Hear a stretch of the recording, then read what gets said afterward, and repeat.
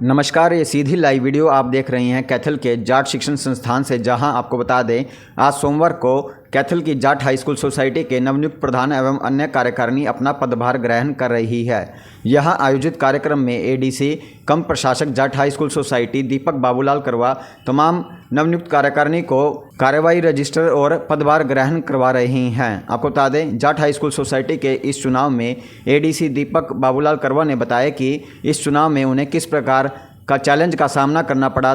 तमाम जानकारी वह तमाम सदस्यों के बीच में रखते नजर आ रही हैं। आपको बता दें जाट हाई स्कूल सोसाइटी का चुनाव रविवार को संपन्न हुआ था, जिसमें राजकुमार बेनीवाल 52 वोट लेकर प्रधान चुने गए थे। इस चुनाव में जाट शिक्षण संस्थान के स्टाफ को भी एडीसी द्वारा सम्मानित किया जा रहा है। आपको बता दें तमाम स्टाफ के ये वो मेंबर हैं जिन्होंने इस चुनाव में प्रशासन का सहयोग किया। अगर आपको हमारी वीडियो अच्छी लगी हो तो हमारी वीडियो को लाइक करें, शेयर करें व हमारे चैनल को सब्सक्राइब कर बेल आइकन को दबाना ना भूलें। समाज को इकट्ठा करके ताकि चुनाव को हम अंतिम रूप में देख सकें और लिटिगेशन में ये पूरा प्रोसेस ना फंसे, तो इसी पूरे समय में मुझे संस्था के कर्मचारियों की भी काफ़ी मदद मिली। मेरे साथी जो डीआई हमारे इंडस्ट्रीज़ और सोसाइटीज़ देखते हैं, नीतीश जी, मेरे अकाउंट्स ऑफिसर सुरेंद्र जी और तमाम जाट समाज के हमारे सदस्य, उनकी भी काफ़ी मदद मिली। कभी हमें ऐसा लगता था कि कुछ स्ट्रिक्ट होना हो तो कोई हमें पुचकारते थे, कोई हमें बधाई देते थे कि भाई आपने जो किया सही किया। कुछ लोग हमें कहते थे कि क्यों कर रहे हो, ये तो आज तक कभी नहीं हुआ है। तो ऐसे चुनौतियों का सामना किया, लेकिन चुनौती का सामना करने के बाद ही सफलता प्राप्त होती है। तो ये काफ़ी अच्छा अनुभव था मेरे। तो नई कार्यकारिणी को क्या कुछ सुझाव देना चाहेंगे सर आगामी भविष्य में संस्था को आगे बढ़ाने को लेकर? बस नई कार्यकारिणी समिति एवं गवर्निंग काउंसिल को मैं सबसे पहले बधाई देना चाहता हूँ और साथ के साथ यही कहना चाहता हूँ कि एक जो व्यवस्था बनाए रखने की प्रक्रिया हमने शुरू की है वो और सुदृढ़ की जाए, उसको बनाए रखें और किस तरीके से हम सुधार कर सकें उसकी ओर देखना चाहिए, क्योंकि इवेंचुअली ये एक शिक्षण संस्था है जो स्टैग्नेंट नहीं रह सकता है। समय के साथ साथ शिक्षा की नीति बदलती है, उसी के साथ साथ शिक्षा का तरीका भी बदलता है। तो कैथल में हमारे जो भी नौजवान युवा साथी हैं वो उनका समाज पे विश्वास बना रहे और जुझारू रूप से शिक्षा ग्रहण करें। इसीलिए ये संस्था को बनाए रखने के लिए एकदम ही हमारे लिए बहुत ज़रूरी है, ताकि कैथल में हमारा जो समाज है वो सुदृढ़ रूप से चलता रहे। सर कभी ऐसा लगा आपको 6 महीने में जो कार्यकाल रहा सर आपका, आपने कहा कि उसमें जो है बेनिफिट रहा और मतलब पॉजिटिव वो रहा, क्या उससे पहले सही था या सही नहीं? इसके पहले तो सबसे पहले तो ये संस्था में इतना काम था, पहले की चीज़ पे मेरे को झांकने का समय बहुत कम ही मिला। तो और क्योंकि ये तो एक अतिरिक्त कार्यभार था, मुझे मेरा एडीसी ऑफिस भी संभालना रहता है, तो उसके साथ साथ जितना मतलब मुझे एक जिम्मेदारी सौंपी गई कि संस्था में आपको चुनाव करवाना है, तो मेरा काफ़ी ध्यान वहीं पे रहा। तो पिछले बारे में मैं ज़्यादा कुछ टिप्पणी नहीं दे पाऊँगा, क्योंकि सच पूछो तो मैं उस पर झांक ही नहीं पाया कि उन्होंने क्या किया क्या नहीं किया। बट मैंने ये ज़रूर देखा है कि अगर सत्य निष्ठा से काम करो तो पिछला वगैरह कोई मैटर नहीं करता है, क्योंकि जो वर्तमान में जो आप कार्य करेंगे वही मायने रखता है। सर आपने बताया कि जैसे नीतीश जी का भी संबोधन सुना आपने भी, जब स्टेप बाय स्टेप करा काफ़ी चैलेंजिंग फेस हुए हैं आपको। नीतीश जी बता रहे थे भी कहीं ना कहीं इम्पॉसिबल सा लगा, कहीं आपको भी लगा भी आपने स्टेप तो बढ़ा लिया, कहीं आपको भी लगा भी हाँ भी गलत ले लिया, क्योंकि डॉक्यूमेंट तो लगा तो लटकाई क्या थी। आपकी बात बहुत ही सच है, क्योंकि ये मेरा पहला ही अनुभव है कि कैसे ये संस्था को चलाया जाए। मैं हमेशा दूसरी साइड था कि संस्था का लाभ ही लिया है, कभी संस्था चलाने का कभी सौभाग्य प्राप्त नहीं हुआ और कभी वो अनुभव भी नहीं मिला। तो ये पूरी प्रक्रिया काफ़ी मेरे लिए नई भी थी, लॉज नए थे, लोग नए थे, किस पे विश्वास किया जाए किस पे नहीं किया जाए, ये सब चुनौती तो हर कदम पे थी। लेकिन वही है, सफलता तभी प्राप्त होती है जब चुनौती को आप प्रबल तरीके से सामना करें।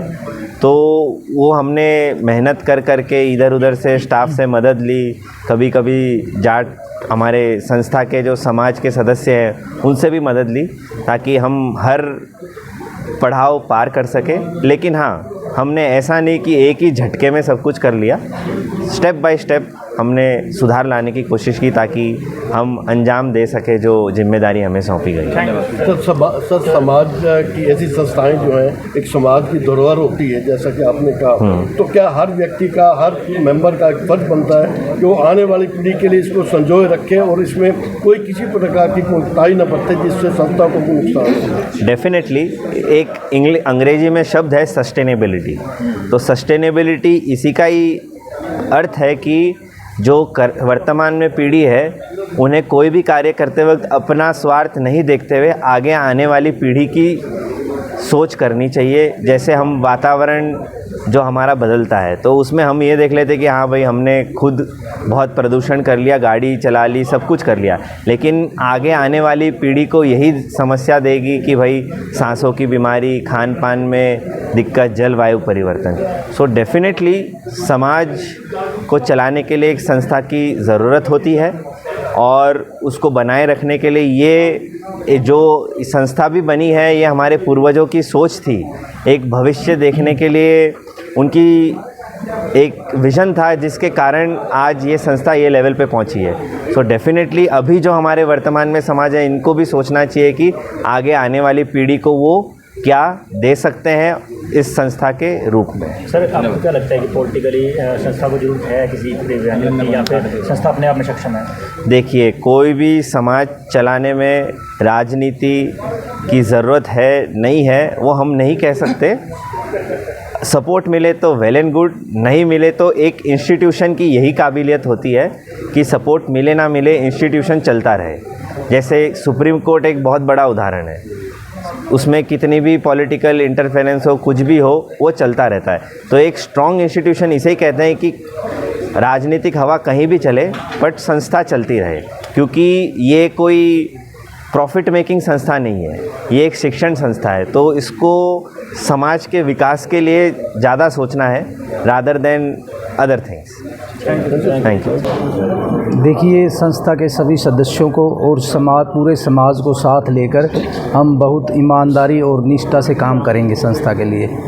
जी, तो प्रधान जी, चुनाव में संस्था की कुछ ज़मीन है आपके गांव में भी है, उसके लेकर क्या कुछ कदम आप कराएंगे? देखिए, हम मतलब उसको कोशिश करेंगे, पूरे संस्था के सदस्यों और समाज के लोगों को लेके जाएंगे, कोशिश करेंगे भाई वो हमें मतलब कुछ पैसे दें।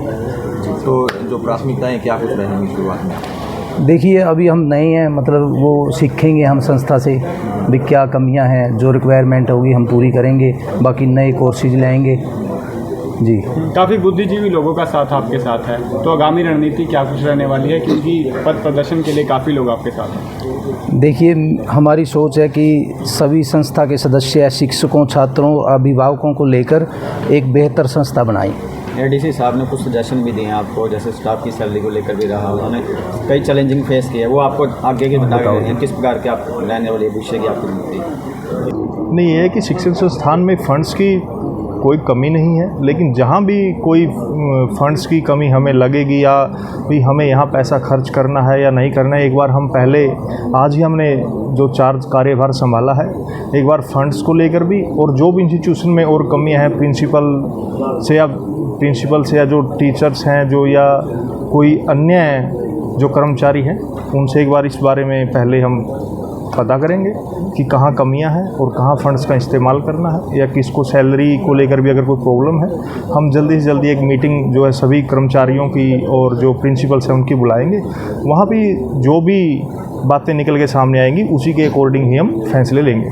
तो समाज के लोगों के लिए क्या कुछ मैसेज आप करेंगे? समाज के लोगों के लिए भी और जो भी शिक्षा प्रेमी हैं या जो दानी सज्जन हैं उनके लिए हम उनसे प्रार्थना करेंगे कि वो इस शिक्षण संस्थान के लिए अपना समय दें और जहाँ भी शिक्षण संस्थान को उनकी ज़रूरत पड़े हम भी उनके मार्गदर्शन की अपेक्षा करेंगे कि वो हमें जहाँ भी जब भी हमें उनके मार्गदर्शन की अपेक्षा करें वो हमारा मार्गदर्शन करें और इस शिक्षण संस्थान को आगे बढ़ाने के लिए वो हमारा सहयोग करें। सर, जो विपक्ष के लोग हैं, जो भी आप लोग इलेक्शन लड़े हैं, उनके लिए क्या मैसेज देना चाहेंगे और क्या उनको साथ लेके चलेंगे? यहाँ विपक्ष की भूमिका में मैंने पहले भी कहा था कि कोई नहीं था, वो भी हमारे ही साथी थे। ठीक है, और भी आपने संस्थाएं देखी हैं, वहाँ भी इलेक्शन होते हैं। ये एक प्रक्रिया थी, उसी प्रक्रिया के तहत इलेक्शन हुआ और वो भी बड़े पढ़े लिखे और बुद्धिजीवी लोग उनमें भी थे। हम उनके सुझावों को भी और उनके सहयोग की भी अपेक्षा करेंगे और उनको भी साथ लेकर के ही इस शिक्षण संस्थान के कार्य को आगे बढ़ाएं। कोई ऐसा कार्य भी है जो गवर्निंग बॉडी का सबसे पहले हमें वो कंप्लीट करना है? जी, हमारी प्राथमिकता सबसे पहले रहेगी कि हम डिग्री कॉलेज का जो प्रिंसिपल है उसको अपॉइंट करें और जो एक स्कूल है उसके अंदर भी प्रिंसिपल, हमें पता चला है हमारी जो कमेटी है कि वहाँ प्रिंसिपल नहीं है, तो दोनों प्रिंसिपल्स की हम इन छुट्टियों के अंदर ही सोचते हैं कि अपॉइंटमेंट हो जाए। और उसके बाद जो नए कोर्सेज हैं, हमारी सबसे पहली प्राथमिकता रहेगी BSc नर्सिंग को लेकर और GNM के जो कोर्सेज हैं उनको लेकर ही हम जल्द से जल्द जो है प्रक्रिया शुरू कर देंगे। Thank you.